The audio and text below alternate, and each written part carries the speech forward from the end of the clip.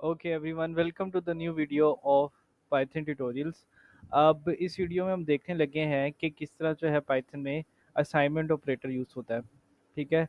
तो अब जैसे आपके पास कोई भी वेरिएबल होगा, वेरिएबल के ऊपर एक वीडियो बनी हुई है।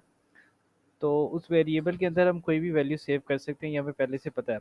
ठीक है। तो असाइनमेंट ऑपरेटर बेसिकली क्या करते हैं कि आप उस वेरिएबल में कोई वैल्यू सेव कर सकते हो। अब उसमें डिफरेंट टाइप्स ऑफ ऑपरेटर्स हैं।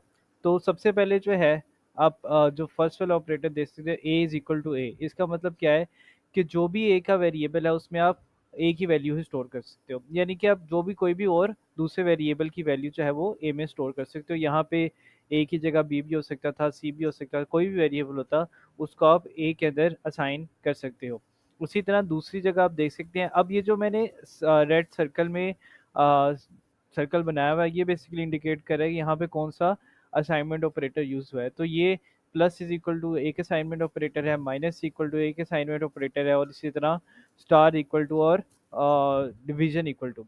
तो प्लस इक्वल टू टू का मतलब क्या है कि जो भी ए के अंदर वैल्यू पड़ी होगी, यानी कि कोई भी वेरिएबल में वैल्यू पड़ी होगी, उसके अंदर ही आपने दोबारा से टू वाली वैल्यू को है ऐड कर देना। ठीक है। इसी तरह अगर a माइनस टू है, माइनस इक्वल टू टू है, तो उसमें क्या होगा कि आपकी a में से ए माइनस टू हो जाएगा। और उसी तरह अगर a star equal to two है तो वो a is equal to a star two हो जाएगा, यानी कि जो भी a वाली वैल्यू होगी उसी के अंदर टू मल्टीप्लाई हो जाएगा। तो ये सब एक ये एक दफ़ा हम पाइथन पे कर लेते हैं। तो हम एक पाइथन की न्यू फाइल बनाएंगे, आप लोग भी मेरे साथ एक फ़ाइल बना सकते हैं। तो मैं इस फाइल को नेम दे दूंगा।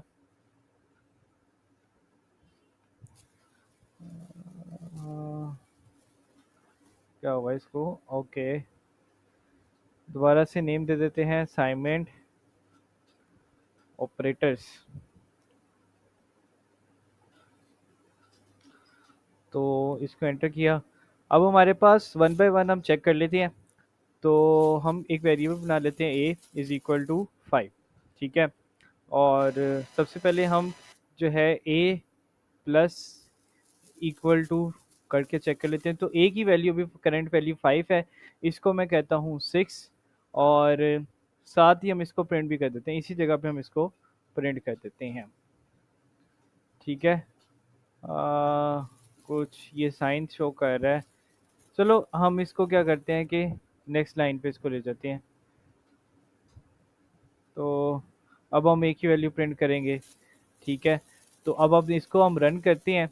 तो अभी जो है ए की वैल्यू 5 है, अगर उसमें प्लस इक्वल टू करें, जो कि असल में किसके इक्वल होगा, A is equal to A plus 6।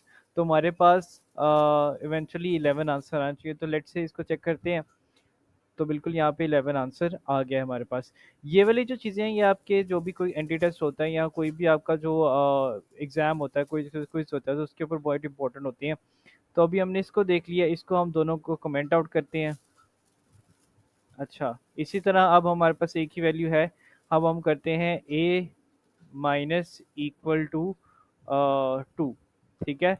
और इस तरह इसको a की वैल्यू को फिर से प्रिंट कर लेते हैं। अब यहाँ पे जो कि किसके इक्वल है, hashtag A is equal to A minus two के इक्वल है। तो आंसर हमारे पास 3 आने चाहिए, इसको देख लेते हैं। तो आंसर हमारे पास यहाँ पे 3 आ गया।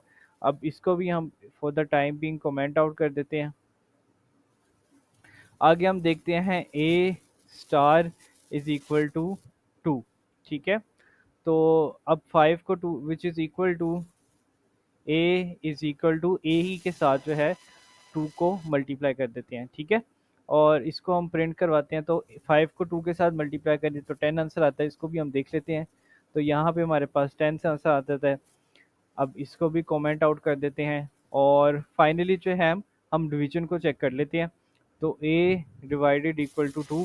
अब 5 को 2 पे डिवाइड करेंगे, which is equal to A is equal to A divided by 2। तो हमारे पास कोई फ्लोट में आंसर हो जाएगा। आपको ये भी याद होना चाहिए कि पाइथन में जो भी आपकी डिवीजन होती है वो फ्लोट में आंसर आती है। तो इसको हम प्रिंट करवा लेते हैं और आंसर इसका देख लेते हैं। Very good. तो ये आपके पास डिवीजन में इसका आंसर आ गया। अब आप लोगों ने करना क्या है कि आपने ये जो टू है वेरिएबल, यहाँ पे जो टू नंबर है इसको अपने नंबर के साथ रिप्लेस कर देना है। और फिर ये सारी वीडियो को दोबारा से इसी तरह बनाना है। तो see you in the next video.